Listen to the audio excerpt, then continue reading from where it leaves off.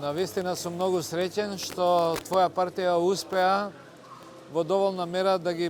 представи пред граѓаните своите програмски приоритети и да им покажеме на граѓаните како имаме намера да се однесуваме. Како што ја водиме оваа кампања,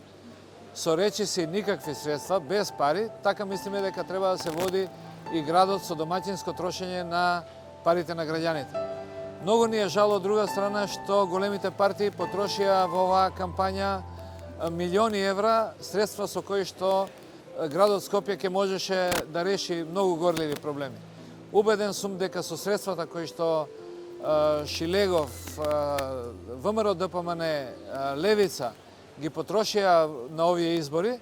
дека градот, например, можеше да биде исчистен и да бидат поставени канти за ѓубре кои што секој ден ќе ги чисти некој, или ќе можеше да биде решено вардариште, или ќе можеше да бидат решени барем 30 депонии во првиот момент и да биде поставено обезбедување и наблюдување на локациите на кои што се фрла ѓубрето.